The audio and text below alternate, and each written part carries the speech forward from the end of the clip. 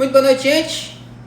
Vão desculpando, obrigado pela paciência, vão desculpando a intercorrência. Enfim, certas coisas a gente não consegue comandar, né? A internet aqui me sabotou, tava todo no pontinho, ó, todo arrumado, meus slides aqui na minha frente, pra gente fazer nossa aula de praxe lá pelo YouTube. Infelizmente não rodou, ela estava dizendo que o sinal estava muito fraco para poder, né, fazer o stream, que é exatamente essa conexão. Mas não tem problema não, quem sabe faz ao vivo, a gente se vira com o que tem. Inclusive essa foi uma das frases que eu coloquei para vocês em uma das aulas do Intensivão, que era exatamente fazer o melhor que você pode com o melhor que você tem. O melhor que a gente pode hoje é dar aula para vocês com todo o gás possível, mesmo que vocês não possam estar acompanhando pelos slides, infelizmente. Mas eu acredito que não vão ter prejuízo, porque a gente consegue passar aí esse conteúdo, ajustar tudo isso para vocês e a gente vai conversando, tá bom? Queria desejar as boas-vindas para vocês que estão aqui no Insta. Quem quiser ir deixando perguntas aí, vai deixando nos comentários. À medida que for possível eu vou respondendo, tá? E com isso a gente começa a nossa aula de hoje. Aula número 7 do Intensivão, de um total de 20, tá bom? Então a gente já está aí quase chegando na metade do nosso Intensivão. Energia total, tô bem pra caramba, tô feliz de ter vocês aqui e a gente vai com tudo. Aula de hoje, suplementação para diabéticos tipo 2, tá? Por que eu fiz uma aula separada? Porque a gente já teve a aula de estratégias nutricionais, de conduta nutricional para o diabetes tipo 2 e nessa aula em questão eu falei da fisiopatologia, eu falei dos mecanismos, o que é que gera a doença, como corrigir, qual característica da dieta em si. Só que a gente sabe que muitas vezes a gente pode trabalhar além da dieta, além da parte alimentar, o ajuste suplementar.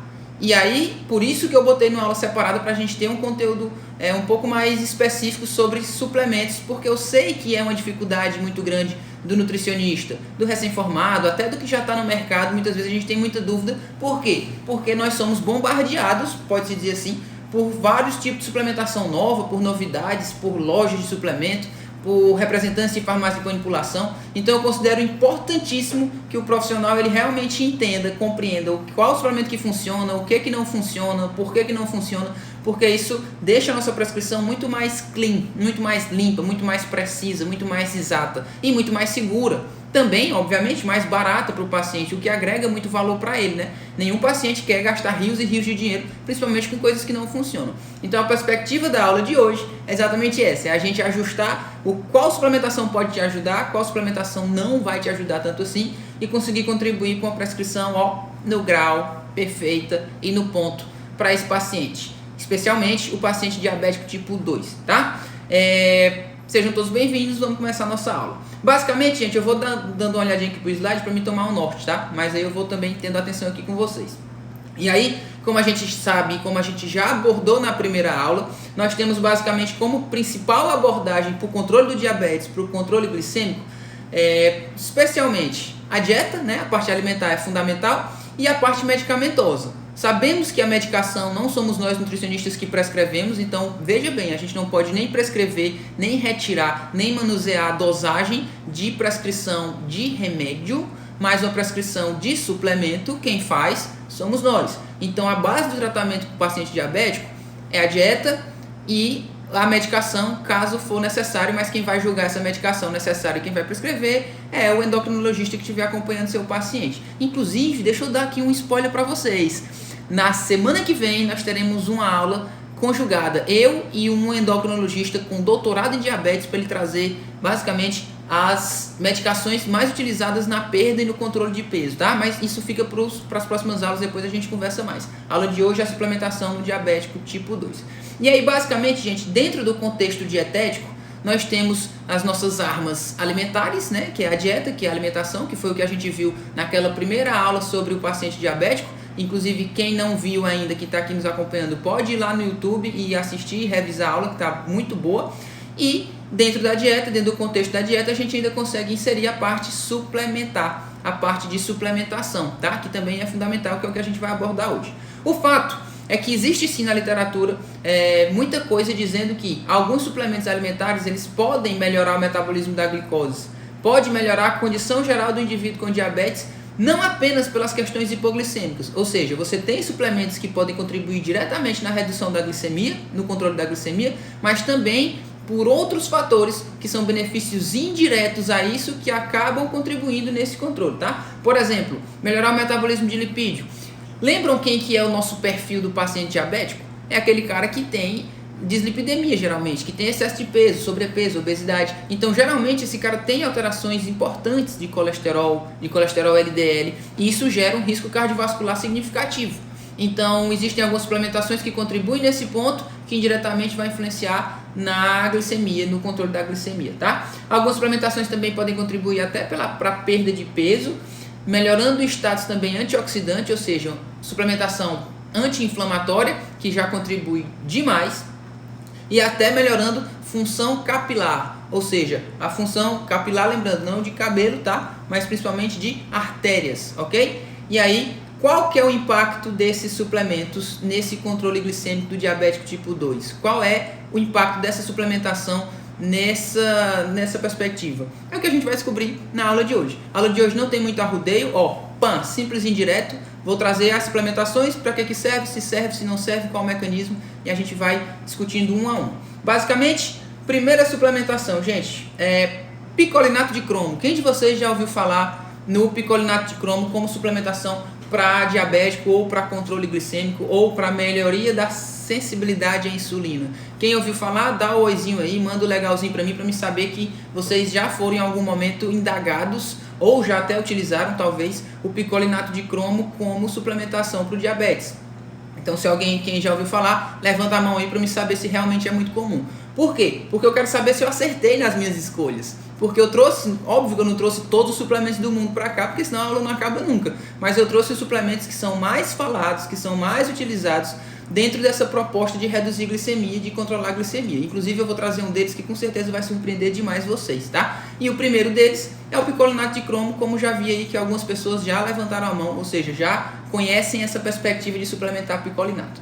A regra é o seguinte, não digo a regra, mas a justificativa da suplementação de picolinato de cromo é o seguinte: a cromodulina é um oligopeptídeo que está relacionado a essa suplementação, que ela basicamente faz o que, gente? Ela melhora, ela facilita o papel que a insulina faria em termos didáticos, tá bom? Basicamente ela interage com a subunidade do receptor de insulina. Lembra que eu falei que quando a insulina se liga no receptor, ela fosforila a subunidade interna em tirosina? Pois pronto, a suplementação, não vou falar suplementação, o cromo na verdade tem características que auxiliam, que favorecem essa fosforilação em tirosina. E aí a resistência à insulina, ela acontece na verdade quando essa subunidade é fosforilada em serina, que é um outro ativo. Quando é fosforilada em tirosina, aí nós temos a resposta hipoglicemiante. Então o cromo facilita esse processo. Além disso, se fala também aí na teoria, né, da coisa, que deixa eu achar, pronto. Esse cromo, ele amplifica a transdução do sinal. Então, quando o receptor ele é fosforilado em tirosina, você tem um sinal emitido que vai fazer com que o GLUT4 se transloque para a membrana da célula e faça a captação da glicose, que é exatamente o que controla melhor a glicemia. Então, fala-se que o cromo está relacionado com esse sinal, com essa amplificação, com o aumento desse sinal. Por isso que se diz que a suplementação de cromo, ela aumenta a sensibilidade à insulina, ou seja, ela faz a insulina funcionar melhor, exatamente porque ele acelera esse processo, porque ele facilita esse processo. Foi relatado também que o próprio cromo em si pode melhorar a translocação de GLUT4 para a membrana da célula. Translocação de GLUT4 eu diria que é a última etapa para que a tua célula consiga captar glicose, porque exatamente quando esse GLUT4 ele, se transloca até a membrana é quando a glicose consegue adentrar na célula, sair da corrente sanguínea e aí nós temos o efeito hipoglicemiante que a gente tanto espera. Só que, gente, entendam, agora é a parte chata, tá? Eu sempre tenho que trazer uma notícia chata para vocês. Isso que eu falei é a teoria. Se você pegar um livro de bioquímica e for ler sobre cromo, se você for pesquisar na internet e for ler sobre cromo, você vai ver todas essas cascatas que eu didaticamente falei de forma mais simples, com nomenclaturas difíceis, com cada via bioquímica dessa, com figuras, com gráficos que mostram que isso funcionaria para uma redução da glicose. Qual que é o problema, Nutris? Qual é o problema, Nutris? Qual uma das principais lições que eu ensinei para vocês durante todo o intensivão? Aprendam a separar a teoria da prática. Aprendam a enxergar as coisas com uma visão crítica um pouco maior. E esse é um recado primordial. Por quê? Porque isso que eu falei para vocês é o que a gente encontra no livro. O que é que muitas vezes as farmácias de manipulação, não digo as farmácias de manipulação, mas enfim, os laboratórios de modo geral, o que é que os caras fazem? Eles pegam uma via fisiológica relacionada a um nutriente, no caso aqui em discussão o cromo, e eles dizem que suplementar aquele nutriente vai melhorar aquela via bioquímica. Ou seja, eles mostram uma via bioquímica que veio de um livro, né? de um livro mais antigo, ou de um conceito mais antigo, dizendo qual o papel do cromo na redução da glicemia, que o cromo fosforila a subunidade do receptor de insulina em tirosina, e isso faz com que transloque GLUT4 com mais facilidade, tem uma amplificação desse sinal. A teoria é linda, só que a gente tem, graças a Deus, os artigos científicos para estudar, comprovar e averiguar se realmente a teoria acontece como acontecem as coisas na prática, tá? E aí quando a gente vem, eu tinha aqui um artigo para vocês, que basicamente, que ia ficar bonitinho no slide, né? Mas enfim, eu vou trazer a informação, que o artigo é o seguinte, um trabalho de 2016, tá? Dizendo que, avaliando o quê? Suplementação de cromo no controle da glicemia em pacientes diabéticos tipo 2. O que é que o nosso trabalho traz? Ele fala o seguinte, o efeito da suplementação de cromo no tratamento do DM2, olha só gente, ainda é controverso, ou seja, por mais que a teoria esteja toda linda, por mais que a teoria esteja toda segmentada no seu livrinho de bioquímica ou no encarte que o laboratório lhe entregou, os artigos, os trabalhos mais sérios e mais bem delineados não conseguem provar ou mostrar que de fato toda essa cascata acontece como desfecho clínico. O que é o desfecho clínico? A teoria é bonita, desfecho clínico é o que realmente acontece na prática. Então nós não temos desfechos clínicos suficientes para respaldar a prescrição de picolinato de cromo para controlar glicemia, tá? Por quê? Um dos motivos. A variabilidade dos achados nos estudos é completamente diferente. Tem trabalho que traz que funcionou, tem trabalho que traz que não funcionou, mas não é porque está num trabalho que de fato é um resultado que você pode fechar o olho e não considerar mais, tá? Por quê? Porque varia muita coisa, varia da qualidade da metodologia, varia das doses que foram utilizadas de cromo, varia do tempo de suplementação, suplementou uma semana, um mês, 3 meses, tudo isso vai ter influência no resultado desse artigo e no resultado desse experimento. Então é muito importante que ao ler alguma literatura a respeito de um suplemento, de um alimento ou de uma via bioquímica, você tenha senso crítico para identificar se realmente aquele trabalho está trazendo algo idôneo, né? Que está trazendo algo sério. E quando a gente vai analisar e trazer revisões sistemáticas, a gente não consegue ter uma certeza sobre a suplementação. Aí eu te pergunto, se você já sabe que, ou pelo menos eu estou te falando, né? E aí você pode confiar ou acreditar em mim ou não, fica a seu critério. Mas se pela literatura a gente não tem uma definição firme de que a suplementação funciona, você vai suplementar? Você arriscaria? Você acha que vale a pena você colocar ou propor um suplemento que talvez não tenha resultado? Eu, na minha opinião, porque aqui é o seguinte, aqui eu trago a teoria para vocês e eu não arrego não. Eu boto logo, mostro o que é que eu faço, do jeito que eu faço, porque eu acredito que isso é nada mais forte do que o que eu realmente faço, dar a minha cara a tapa para as minhas condutas. E essa é a ideia, tá? Então eu não prescrevo.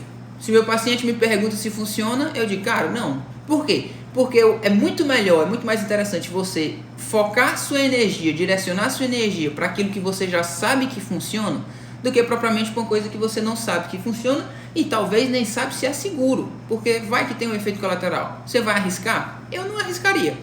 E por que eu não vou arriscar? Porque eu não tenho base científica, não tenho literatura suficiente para trazer as doses de segurança, o tempo de suplementação, se realmente funciona, se tem efeito colateral, se não tem. Então eu prefiro me respaldar. É sempre melhor, mais interessante você trabalhar dentro dos níveis de segurança do que você ser um aventureiro dentro da nutrição, suplementando qualquer coisa porque te disseram que é bom. Porque no Google tinha que picolinato de cromo resolve para glicemia. Se tu prestar atenção, bota no Google bem, vai, picolinato de cromo e diabetes, na hora que terminar a aula, pode ter certeza, vai ter uma penca de páginas vendendo, não digo vendendo, dizendo que picolinato de cromo é excelente para o diabetes. E no final da página, eles vão estar vendendo. E aí fica o questionamento. Os caras estão dizendo que é bom porque eles querem vender? Ou porque realmente funciona? Na literatura científica ele não traz que funciona. Existe uma controversão danada sobre os resultados e lhe digo aqui, pelo que eu estudei, os artigos melhores delineados, eles trazem a não eficiência da suplementação. Eu, André, não gasto o dinheiro do meu paciente à toa com isso. Eu, André, vou canalizar nossas energias para outros tipos de suplementação, para outras alternativas, outras intervenções que tendem a gerar um resultado muito maior. Porque, por exemplo, se tu tem um outro suplemento que tu já sabe que funciona, e aí tu vai arriscar teu paciente, vou prescrever cromo também. Ele já vai gastar o dinheiro com esse suplemento que tu sabe que funciona, ele já vai gastar dinheiro com a dieta, ele já vai gastar dinheiro, enfim, com um educador físico, e tu ainda vai botar ele para gastar mais dinheiro com o cromo, sendo que tu não tem nem garantia se isso aqui funciona e se é seguro. Eu acho desnecessário. Eu prezo sempre, como vocês sabem, um dos segredos de uma boa prescrição é a adesão. Então, para que o cara consiga ter uma adesão legal, enfim, uma série de fatores contribui. Número de cápsulas a ser tomado por dia, o risco dessas cápsulas, o valor que ele gasta. Então eu prefiro economizar o dinheiro do meu paciente porque ele sempre me agradece por isso. E eu lhe recomendaria fortemente a fazer a mesma coisa, tá bom? Muito bem, então basicamente fechado o picolinato de cromo. A teoria é linda, os mecanismos na teoria são extremamente bem elucidados, só que se você se deixar levar, você corre o risco de sair aí, divulgando na internet, suplementando, enfim, à toa, né? E de graça. Então, diria que não vale muito a pena. Passando pelo cromo, nós temos uma suplementação legal aqui, curiosa, tá bom? Que pode chamar atenção e pode ser uma boa. Canela. Muito se fala, a sabedoria popular fala muito de canela, tá? E pode ser uma possibilidade. Canela, que tem como seu princípio ativo para poder gerenciar esse controle glicêmico, o que eles chamam de cinnamon, seria o nomezinho do princípio ativo, tá? Basicamente, quais são os mecanismos sugeridos pela utilização de canela para controlar melhor essa glicemia?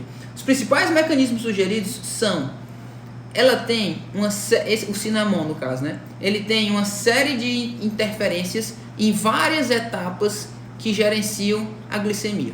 Dentre elas, basicamente, redução do esvaziamento gástrico, ou seja, teoricamente se diz que a canela ajuda a retardar um pouco esse esvaziamento gástrico. Então a comida, o bolo alimentar fica mais tempo no teu estômago. Pensa comigo, se ele está mais tempo no seu estômago, essa energia, essa glicose, ela vai ser liberada no intestino, que é a próxima fase da digestão, né? Da digestão e absorção, ela vai ser liberada no intestino mais lentamente, mais gradual. Então o pico glicêmico tende a ser menor, exatamente porque a gente tem pico de glicemia quando a gente tem muita glicose chegando de uma vez, muita energia chegando rápido ao mesmo momento no intestino e sendo absorvido. Aí nós temos pico de glicemia.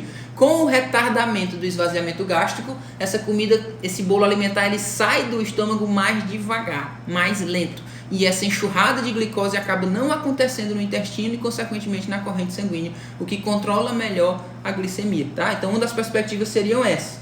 Outra, inibição das enzimas alfa-glicosidase e alfa-amilase pancreática. O que são essas enzimas? O que é que a alfa-glicosidase e a alfa-amilase pancreática elas fazem? Elas digerem. Se eu tenho uma enzima que digere meu alimento, o que é digerir o alimento, gente? Vamos lembrar lá da fisiologia básica, da fisiologia. Se eu tenho uma enzima que digere meu alimento, o que é a digestão?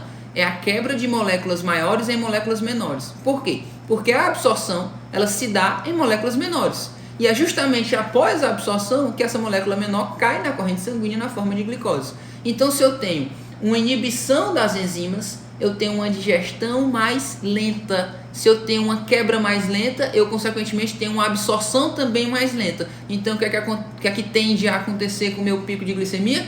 Atenuar. Então é um outro fator que compõe, né, que ajuda, que fala que a canela pode contribuir para uma redução da glicemia, certo? Aumento dos níveis de GLP-1. GLP-1 é um peptídeo que está relacionado à saciedade. Eu vou falar um pouco disso depois, então fique tranquilo. Não vou me estender muito nesse slide agora. Ativação dos receptores de insulina, que aí já contribui realmente com a absorção aumentada da glicose. Aumento da expressão gênica e da maior translocação de GLUT4. Como a gente já discutiu, como a gente já bem sabe, essa translocação de GLUT4 é exatamente o que a gente mais quer, porque é essa translocação que permite a entrada da glicose para a célula, seja muscular ou seja hepática, certo? Então, basicamente, esses seriam os mecanismos pelos quais a canela ela pode contribuir nesse controle. E aí, claro, eu estou trazendo sempre a teoria para vocês, muito linda, e um artigo, ok? Esse artigo, quem quiser, os artigos, na verdade, de modo geral, dessa aula específica estão todos em inglês, tá? Então, quem quiser pode mandar um direct, que eu mando para vocês, me manda um e-mail lá no direct, eu mando todos sem problema nenhum. Mas Enfim, o que é que o nosso trabalhinho traz? Trabalho, inclusive, deixa eu ver, achar aqui o ano dele, 2016 também, tá? Efeitos do cinnamon, que é o princípio ativo da canela, na glicose, nos níveis de lipídios, na filtração glomerular, na taxa de filtração glomerular, em pacientes com diabetes tipo 2. O que é que o resumo do trabalho traz pra gente? O resumo que eu digo, o resumo que eu fiz, não o resumo do artigo, tá? Foi demonstrado que a canela aumenta a absorção da glicose. Olha só um percalço do trabalho, in vitro, tá? Então não foi uma análise in vivo, foi uma análise in vitro, ou seja, feita em laboratório. E aí nem sempre isso retrata a real situação da suplementação, tá? E a síntese de glicogênio aumenta a fosforilação do receptor de insulina. Lembra lá? Fosforilar receptor de insulina em tirosina, que contribui com a captação da glicose. Além disso, é provável que os extratos de canela ajudem no início da cascata da insulina, ou seja, facilitando toda aquela cascata que vai gerar a translocação do GLUT4. Quando se fala em dosagem, gente, o que é que a gente encontra aqui? Eu encontrei praticamente nenhum estudo trazendo a suplementação na forma de fitoterápico, na forma de suplemento. Ele falou na canela mesmo. E aí os dados que a gente mais encontrou, que eu mais encontrei aqui em resultado, são 1,5 grama por dia. Você Nutri pode anotar isso aí, tá? É interessante. 1,5 grama por dia se mostrou efetivo na redução da glicose, nos níveis de triglicerídeo, na razão triglicerídeo e colesterol bom, né? HDL, hemoglobina glicada e melhorou os níveis de HDL. Só que tem um detalhe, gente, cuidado. Botei 1,5 grama é o que o trabalho traz como uma boa dosagem. Quer dizer que somente botar 1,5 grama de canela, aí a canela aqui não está suplementada, ela está como canela mesmo, você encontra dentro da sua prescrição um momento, uma refeição ou uma forma de colocar essa canela. Só que eu te pergunto, qual foi o controle dietético de tudo isso?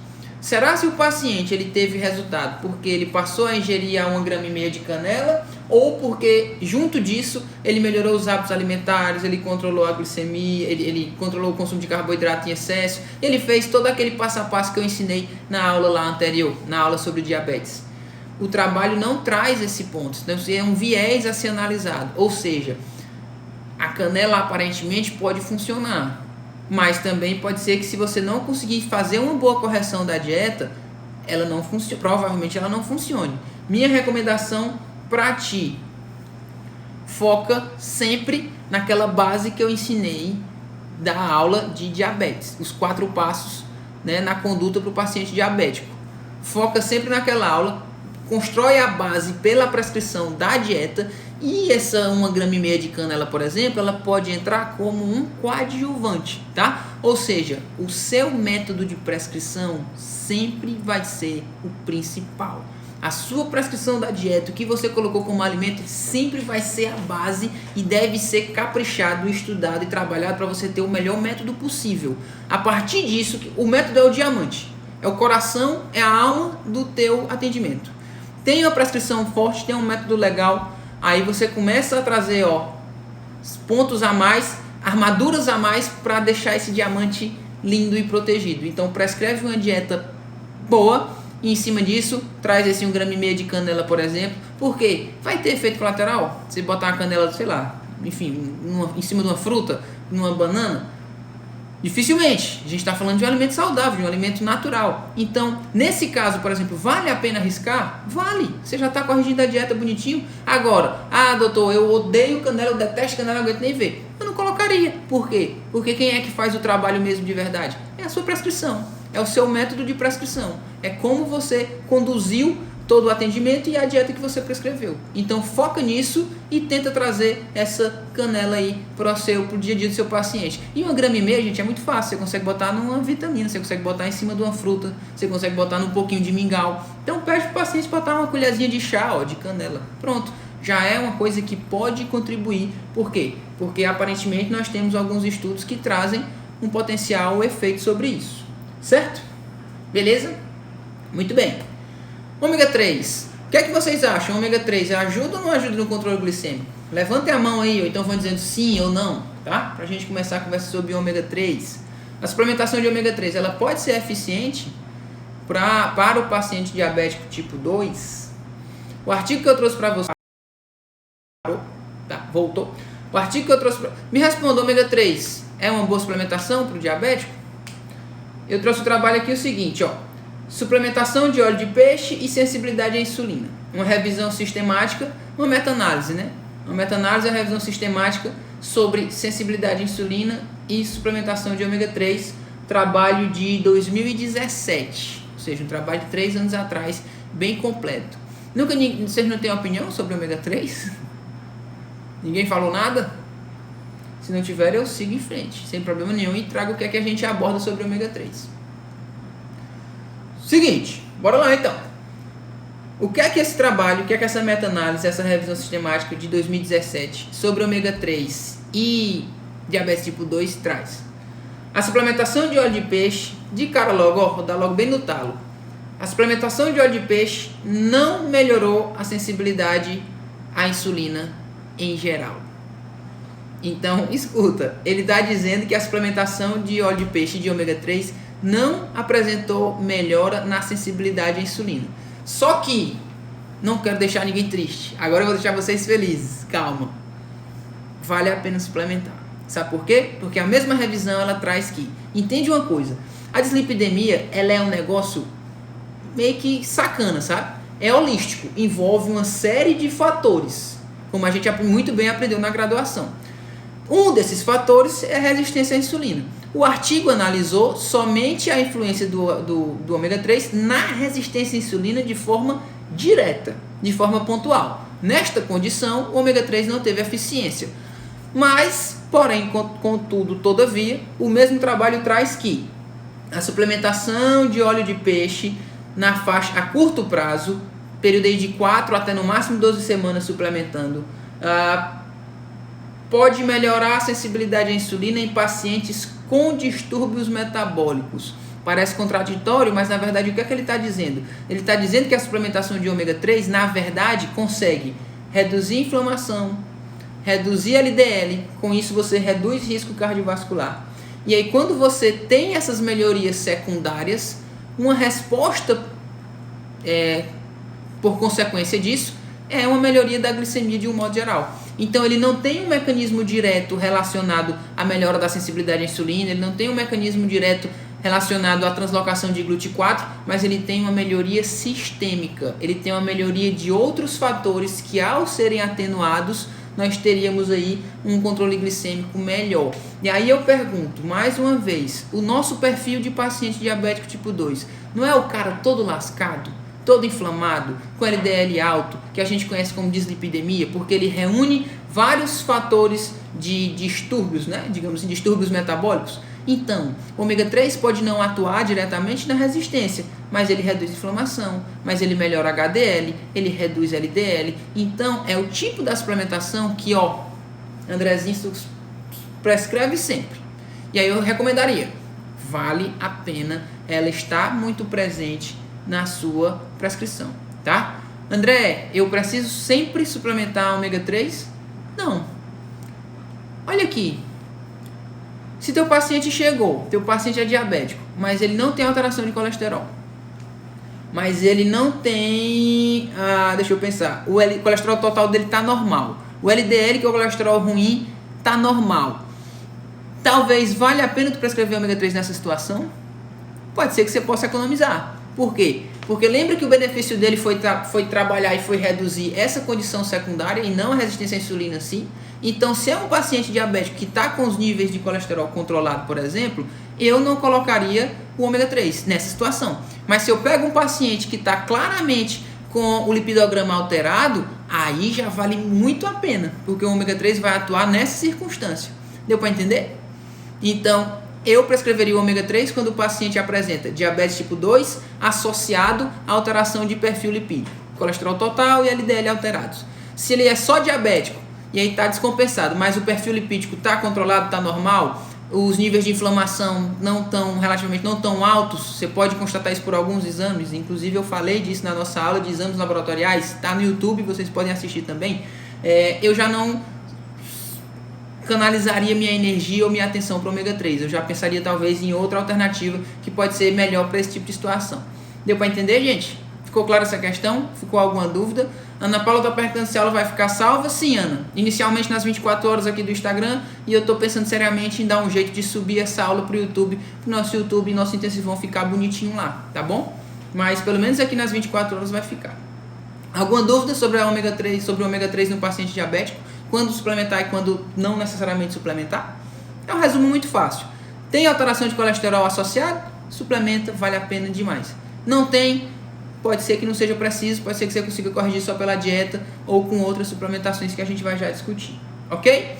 Basicamente, gente, agora aqui um dos principais suplementos para diabetes tipo 2 que eu gosto demais de trabalhar, tá? Gosto demais de trabalhar e que vocês precisam ter muito respaldo científico, muito respaldo técnico e talvez até impor a inteligência de vocês. Aqui é o tipo da coisa que você consegue ganhar seu paciente quando você tem um bom argumento, quando você tem um bom posicionamento a respeito. Por quê? Alguém aí já ouviu falar, muitos de vocês já foram meus alunos, então certamente já ouviram falar porque eu já dei essa aula em algumas circunstâncias. Mas alguns de vocês já ouviram falar na suplementação de Whey Protein para controle do diabetes tipo 2? Já? Estive no Congresso Piauiense de Cardiologia e Metabologia, onde abordava hipertensão e diabetes especialmente, e dei essa palestra no Congresso Piauiense de Diabetes. Cheio de médicos, os caras ficaram alucinados, porque médico não conhece essa relação. Muitos nutricionistas não conhecem essa relação. E muita gente, especialmente o público leigo, tem a ideia na cabeça que o Whey Protein é somente para ganhar massa muscular, que o Whey Protein é somente para ficar forte ou somente para quem treina pesado. Cara, se você domina esse tipo de conteúdo e consegue encaixar isso nas suas dietas, você muda de patamar em relação a outros nutricionistas, porque você consegue ter intervenções fantásticas e mostrar para a família do paciente, mostrar para o paciente que você está sabendo, que você está afiado na patologia dele e que seu atendimento vai funcionar. O Whey Protein é incrível para perda de peso e incrível para controle glicêmico, tá? Estou com os artigos aqui na minha frente, vou trazer o primeiro para vocês. Trabalhozinho de 2016, efeitos insulinotrópicos do Whey Protein, mecanismos de ação, pesquisas clínicas recentes e aplicações clínicas. O que é que o trabalho fala? Basicamente, o que é que esse artigo diz? A maioria dos dados suportam a adição de proteína do soro do leite. Para quem não sabe, proteína do soro do leite é a nossa querida Whey Protein. Tá aqui. A adição de proteína do soro do leite para uma resposta glicêmica melhorada em pacientes com hiperglicemia crônica. Então, o paciente que não está controlando a glicemia, com o uso de Whey Protein, tende a controlar melhor essa glicemia. Sabe por quê? Vocês vão lembrar? Eu falei disso na outra aula de diabetes. Falei disso. Qual é uma das principais bases da dieta para o paciente diabético ou para o paciente com resistência à insulina? Vocês lembram? Alguém lembra? Quem lembra, fala aí no comentário. Vai. Antes de lembrarem, se não lembrarem, já vou dizer. Distribuição proteica. Então, quando você tem a presença de proteína nas refeições, você tem retardo do esvaziamento gástrico. Então, se você tem o Whey Protein bem colocada em alguns momentos da dieta, você consegue retardar esse esvaziamento gástrico e controlar a glicemia. Esse é apenas um dos mecanismos pelos quais a Whey Protein é tão bem vista e pode ser tão bem utilizada no paciente diabetes tipo 2. Outro trabalho que eu estou trazendo aqui para vocês, efeitos insulinotrópicos. Não, aqui o outro slide. Opa, isso. Mecanismos bioquímicos e metabólicos de uma dieta com Whey Protein para pacientes com obesidade e diabético tipo 2. Atenta a isso aqui. Olha esse parágrafo lindo da conclusão do trabalho. Proteína do soro de leite pode potencialmente atenuar a glicemia, melhorar a homeostase da glicose em diabético tipo 2 e possivelmente, olha que fantástico, adiar a introdução do tratamento medicamentoso. Cara, tu sabe o que é adiar a introdução do tratamento medicamentoso? Quem que gosta de tomar remédio? Quem que gosta de gastar dinheiro com remédio? Se o teu paciente está ali, ó, na beira da diabetes, glicemia descompensando e voltando, e o médico já disse, se você faz dieta, você vai tomar remédio pro resto da vida. E você consegue adiar a introdução dessa medicação, adiar a entrada dessa medicação, você é quase Deus, só pela dieta. E aqui eu tenho um trabalho mostrando que o Whey Protein ela pode contribuir diretamente no retardo dessa medicação, ou seja, o paciente não ter que tomar remédio tão cedo, ou pelo menos não agora, mais tarde. Como você faz isso? Encaixando essa dieta, essa whey na verdade, dentro do planejamento alimentar. André, qual dosagem, qual horário, como é que eu boto? Tema para outra aula, tá? Mas essa aula basta você saber e você entender que a whey protein pode ser uma aliada incrível nessa intervenção. Mecanismos de ação, um dos quais, né? O primeiro eu já disse, que a própria presença de proteína junto a refeições com carboidrato já promove retardo do esvaziamento gástrico, isso faz com que a glicemia não eleve tanto. Mas um outro mecanismo de ação é o seguinte: na whey protein nós temos alguns peptídeos bioativos, tá? Alguns aminoácidos que contribuem para o incremento da saciedade. Quais são esses peptídeos bioativos? Vou deixar uma lição de casa para vocês hoje, tá? Vão no Google depois, ou vão no livro de preferência, procurem PYY, CCK e GLP-1, tá? Procurem esses três nomezinhos, GLP-1, PYY e CCK. Esses três rapazes, eles contribuem diretamente com saciedade. Ou seja, a whey protein não só ajuda a controlar a glicemia, como ajuda a perder peso. E tu sabe o que é interessante? Sabe por que tu conquista teu paciente? Porque tu surpreende ele um tanto. O que é que todo mundo pensa? Doutor, eu não vou tomar whey protein não porque isso engorda. Eu não vou tomar whey protein porque eu vou ficar gorda. Porque eu vou ficar gordo. Porque isso aí é só para quem treina. E não é. Para e pensa. Se tu tem um artigo desse que eu tô aqui, tu tem ele disponível lá. E tu faz... Esse artigo está em inglês, não dá para tu mostrar para o paciente. Mas tu faz uma artezinha no PowerPoint mesmo. Só como se fosse a tradução ou uma figura do artigo e deixa lá para ter a prova real. Aí tu sugere pro teu paciente: olha, vou prescrever o whey protein para você, pode ser, não sei o que, porque o whey protein é fantástico para diabetes. O paciente vai duvidar de ti. Só que quando ele duvidar de ti, tu só vai virar e mostrar: olha aqui, ó. Esse aqui é um trabalho que fala isso, e por isso que eu quero fazer a prescrição de whey protein para você, porque ele tem um papel fantástico no controle da sua doença. Será que esse cara não vai olhar para ti desse jeito? Caraca, velho, que nutricionista top. Porra. Não, tudo bem, doutor, pode passar, eu vou tomar. Porque quando você mostra a solução, quando você convence o cara de que aquilo ali tem resultado, ele vai querer tomar. Claro que ele vai querer tomar. Então, ter argumento é fundamental para o sucesso do seu atendimento. Uma das coisas que você tem que sempre que pensar é: por que eu estou prescrevendo? Para quem que eu estou prescrevendo? E aí, essa é uma forma de você respaldar isso de forma muito segura, com artigo científico, com um slide ou alguma coisa que fique de fácil entendimento para o paciente, e você mostra para ele e explica. Eu faço isso demais. Eu pego muitos slides das minhas aulas e deixo alguns que eu já sei que são muito utilizados nos atendimentos separados. Quando eu vejo o paciente duvidando de mim ou meio torto para querer tomar alguma coisa, eu só mostro: aqui, ó, estou querendo me prescrever por causa disso e disso e disso. Mas se você não quiser, tudo bem. Seu tratamento vai ter uma perda de eficiência. Se tomar, vai ser top. Quer tomar ou não quer? Na mesma hora o cara diz: não, me bote aí que eu tomo. E ele toma, porque ele está preocupado com a doença. Entendeu? Ele está preocupado em passar a ter que tomar remédio, em a diabetes descompensar mais ainda. Então vale muito a pena.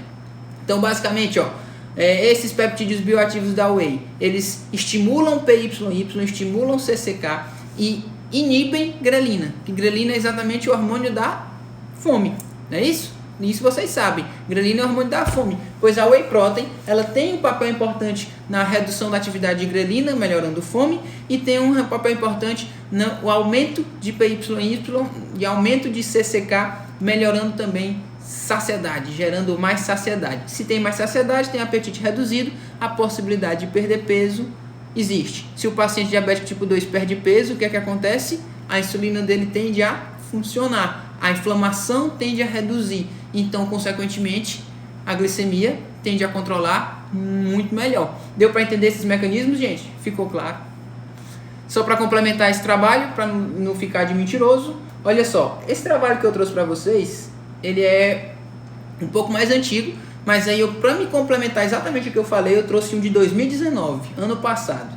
O whey protein reduz o apetite, estimula os peptídeos gastrointestinais anorexígenos e melhora o metabolismo da glicose e a homeostase em mulheres jovens com obesidade. Escuta o que eu estou te falando. Mulheres jovens com obesidade. Quem que tu acha que vai compor 70 a 80% dos teus atendimentos no seu consultório, no seu atendimento online? Eu te dou um chute sem medo de errar. Mulheres jovens com obesidade. Esse é o nosso público. Você gostando de trabalhar ou não, mas a maioria do público de atendimento são mulheres jovens com obesidade, tá? E não quer dizer que esses mesmos implementos, esses mesmos benefícios da suplementação de whey vai ter só com mulher jovem e obesa. Não. Com homem também tem, com o idoso também tem, com mulher que não tem obesidade, mas tem sobrepeso, também tem. Então você consegue extrapolar esses benefícios para outras classes. Mas o que eu quero te dizer é que você tem muito respaldo para ter técnicas diferenciadas no mercado e no atendimento que muitos nutricionistas não usam. E quando você surpreende seu paciente para positivo, a melhor coisa que você pode fazer é surpreender seu paciente para o lado positivo das coisas. E essa é uma forma. Basicamente, o que esse trabalho traz? Ele fez um comparativo do aumento de GLP-1. Quem é GLP-1? É exatamente o peptídeo gastrointestinal anorexígeno. Se ele é anorexígeno, ele reduz fome. Se ele reduz fome, ele tende a melhorar a perda de peso, né? Ou pelo menos a favorecer a perda de peso. O que é que o artigo avaliou? Um grupo consumindo maltodextrina, outro grupo consumindo whey protein.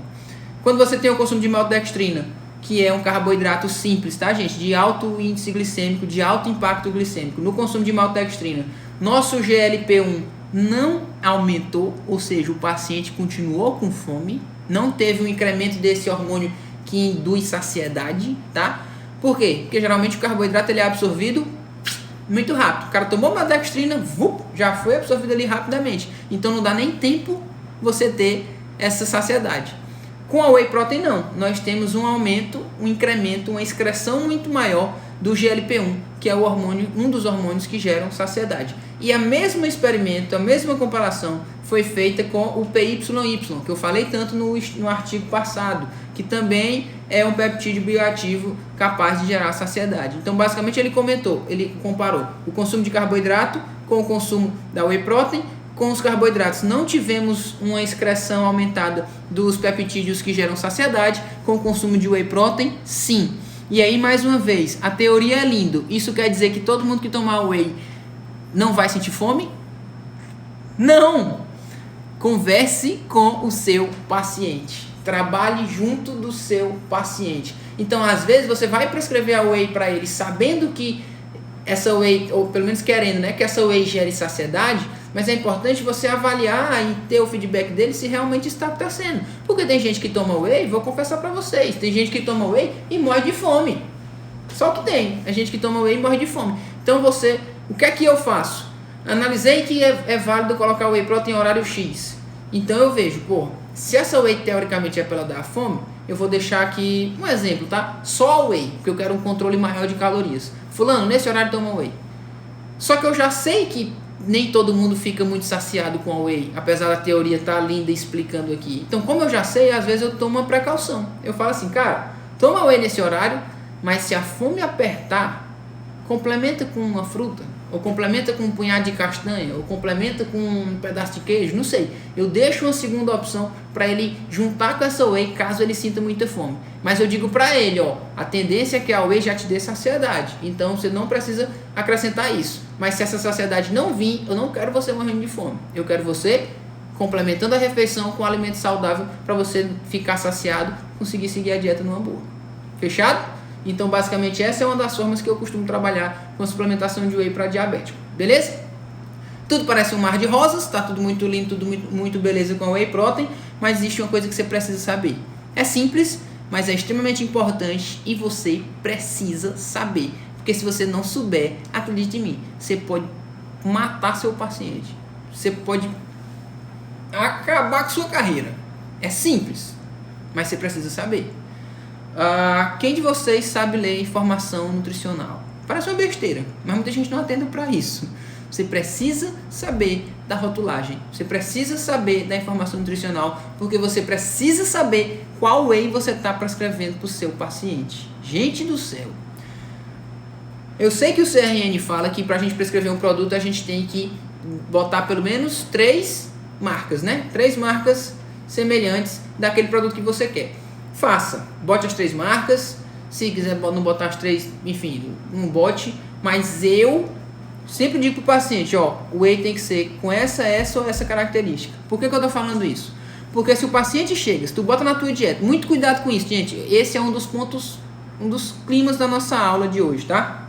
Se o paciente chega e você botou na sua dieta lá só whey protein e ele vai na loja de suplemento e quando ele vai na loja de suplemento ele chega pro vendedor e fala assim, fulano, eu quero um whey.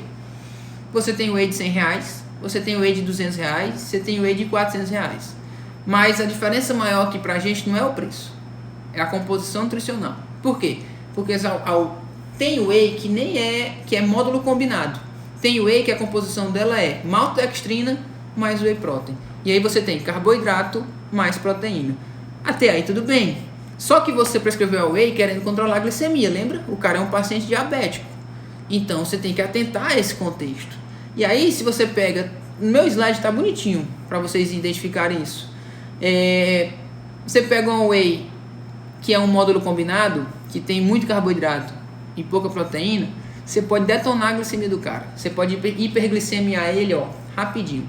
Tô bem aqui com um exemplo de informação nutricional. 40 gramas de whey protein, né, do produto. Você vai ter 20 gramas de carboidrato, 15 gramas de proteína. Olha o que eu tô te falando. 20 de carboidrato, 15 de proteína. 20 de carboidrato, 15 de proteína. A glicemia dele vai subir ou não vai? Vai. Muito provavelmente a glicemia dele vai subir. Se ele mistura isso com a fruta, tem mais carboidrato ainda. E a chance dele comprar essa whey é grande. Sabe por quê? Porque essa whey aqui é a whey que é mais barata.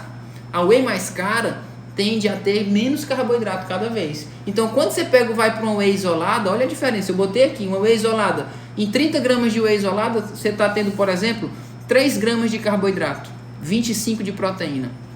Tá entendendo? 3 de carboidrato para 25 de proteína, 20 de carboidrato para 15 de proteína. É completamente diferente. E os dois produtos são whey protein. Teu paciente não tem a obrigação de saber disso. O vendedor da loja é malandro. Entendeu? Não é que seja malandro, mas o vendedor da loja vai falar, olha, eu tenho essa whey e tenho essa. Qual você quer? O paciente vai escolher a mais barata. E quando ele escolher a mais barata, se você não explicou para ele, se você não disse para ele qual whey ou qual tipo de whey você queria, a glicemia dele vai subir. E aí toda aquela tua pose, toda a justificativa caiu por água abaixo. Então, fundamental, resolveu prescrever whey para o seu paciente diabético, diga para ele ou qual marca você quer, ou qual tipo de whey, e ainda faça mais. Eu peço pro cara me mandar a foto. Me mande a foto da whey que você está comprando, ou então da whey que você comprou. Que aí eu olho, vejo a rotulagem, dou, ó, essa aqui beleza, pode comprar. Não, essa aqui não, que não tá legal. E aí você vai procurar sempre as alternativas que a quantidade de carboidrato é mínima. Por quê? Porque os carboidratos presentes em whey protein é maltodextrina. Então, quanto menos carboidrato tiver nessa situação, melhor. Porque você vai ter mais proteína, mais peptídeos bioativos, mais controle glicêmico, mais saciedade. Ok? Deu para entender a importância da suplementação, da leitura de rótulos nesse contexto? Então, muita atenção a isso. Outro ponto importante, gente, quase fechando nossa aula, é o seguinte. Não sei se vocês sabem, eu não vou falar nomes de marca, porque enfim, né? Vai que eu pego um processo, eu não estou afim de pegar um processo agora, mas nós temos alguns, como que eu posso dizer? São suplementos para diabéticos, específicos para diabéticos, que se vendem em farmácias. Geralmente ele parece um Nescauzinho, mas é um potinho mais bonito, tem de caixinha, tem de vasilhinha, que diz lá que é para diabético, que é de índice glicêmico baixo, tal. É muito comum os pacientes diabéticos chegarem no seu consultório já com caixas e caixas compradas desse negócio. Por quê? Porque, infelizmente, nós temos médicos endocrinologistas prescrevendo demais esse tipo de produto, tá? Indicando, a própria farmácia, lá no balcão da farmácia, o farmacêutico indica, o vendedor da farmácia indica, o paciente vê o rótulo bonito, compra na internet, entra numa página lá que tem o produto falando dos benefícios, não sei o que, e compra na internet. Então é muito comum o paciente chegar no seu consultório já com isso comprado, ou até mesmo você nutricionista que não atentou para ler o rótulo, que não atentou para fazer uma análise crítica do produto, mas acredita nas explicações que são dadas pra gente. Eu digo isso porque quando eu era recém-formado eu recebia muita visita de representantes, né? De laboratório, de loja, enfim. Ainda recebo alguns, porque eu não estou dizendo que eles são inimigos da gente, tá? Pelo amor de Deus, os caras fazem um trabalho fantástico, a gente precisa deles para muita coisa, mas algumas coisas são ruins. E aí de um desses laboratórios, inclusive muitas vezes os representantes são nutricionistas, e eles vêm com os produtos de uns encartes bonitos, toda aquela teoria bonita. Só que quando você vai ver o produto, do que é que eu estou falando? Como eu disse, eu não vou dar o nome, mas ele é um produto que é como se fosse um Nescauzinho, tá? Para você entender o que é mais ou menos. E aí, esse Nescauzinho, a sugestão dele é tipo assim, para o diabético lanchar, o paciente diabético fazer um lanche, entendeu? Fazer uma refeição antes de dormir, que seja. E aí eles falam lá que são vários tipos de carboidrato de índice glicêmico baixo que não eleva a glicemia. Primeira coisa, o produto é líquido. Dificilmente você vai ter um carboidrato líquido que consiga ter um controle glicêmico. Porque se é líquido, digere rápido, absorve rápido. Sempre lembre disso. O impacto glicêmico está sempre muito relacionado com a velocidade de digestão e absorção. Então, se ele está fazendo uma refeição que é só líquida, as chances dessa glicemia subir já são naturalmente grandes, tá? Por quê? Porque essa velocidade vai ser rápida. Segundo ponto, você pega esse produto, aí você vai ler a lista de ingredientes. Eu vou ler aqui para vocês. A lista de ingredientes é enorme, não vou ler toda, porque basta eu ler os 2 primeiros nomes. Primeiro lista de ingredientes, primeiro ingrediente, água. Ah, beleza, ótimo, tá excelente. Primeiro ingrediente é água, porque o produto é líquido. Segundo ingrediente, gente, alguém chuta? Chuta aí nos comentários, vai. Segundo ingrediente, maltodextrina. Agora eu te pergunto, você sabe o que é maltodextrina? Maltodextrina é um tipo de açúcar de impacto glicêmico alto. Como é que um produto para diabético que promete controle glicêmico tem na sua primeira ingrediente, em maior quantidade, maltodextrina? Deu para entender que é um veneno? Deu para entender que é péssimo? E muitas vezes a gente, nutricionista, se deixa levar pela mídia, se deixa levar pelo rótulozinho da frente, se deixa levar porque o endocrinologista indicou, prescreveu. Bruna perguntando se o endócrino pode prescrever suplemento. Pode. Ele pode fazer orientação, pode recomendar e o paciente compra. Às vezes o paciente compra só pela internet. Entra só na internet e bota lá, alimentos para diabético. A primeira coisa que aparece é as páginas que vendem esse tipo de produto. Um produto que tem na sua maioria maltodextrina. Cara, isso é terrível. Porque quando você vai ver, ele tem muito mais carboidrato do que proteína, carboidrato líquido, como base de maltodextrina, que não é saudável. Que é basicamente um açúcar que tem um papel feito em açúcar. Ou seja, é ridículo. E nós, nutricionistas, não podemos ceder a isso. Meu paciente chega com esse negócio e fala, não. Ah, doutor, foi caro. Cara, te enganaram. Eu não vou arriscar prescrever um lanche que tem como base maltodextrina para ti, que precisa controlar a glicemia.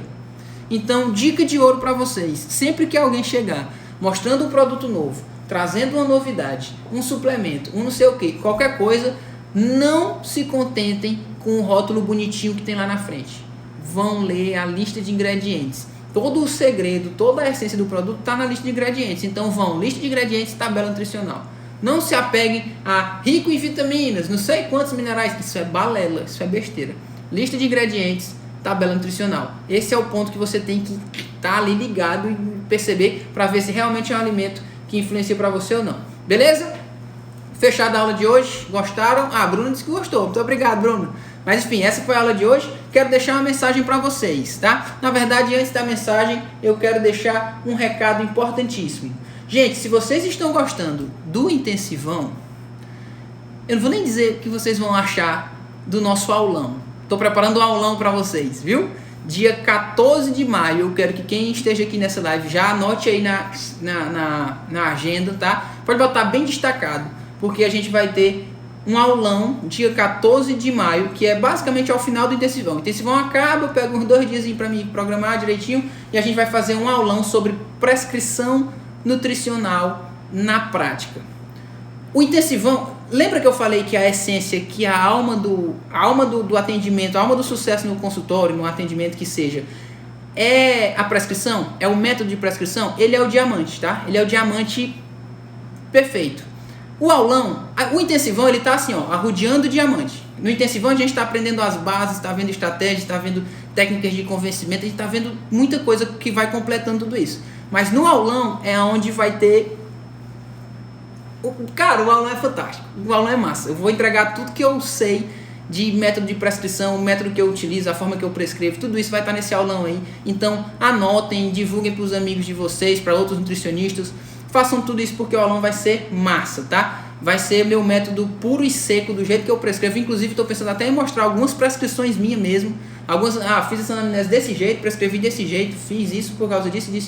Então, assim, é o diamante do atendimento. vai ser no aulão dia 14 de maio, beleza? Espero todos vocês lá. Até lá, vamos curtindo aqui o intensivão, que tá top, que tá bom demais. E eu queria deixar a nossa mensagem de hoje. Mensagem de hoje da aula do intensivão.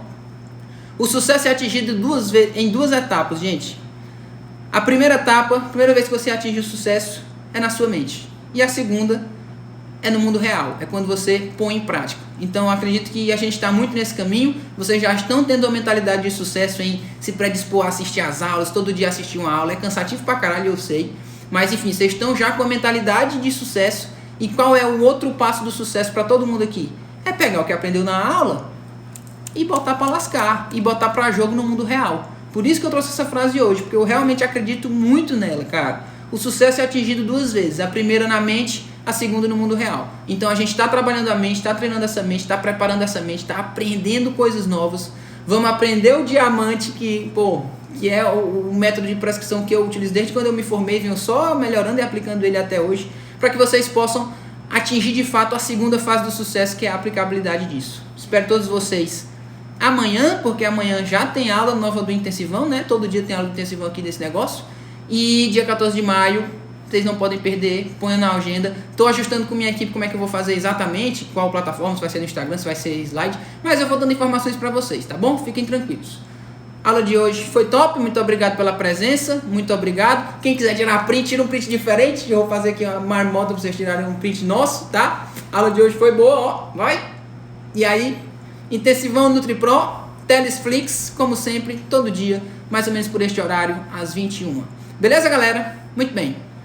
Até amanhã, tá bom? A gente se vê. Tchau, tchau. Muito obrigado.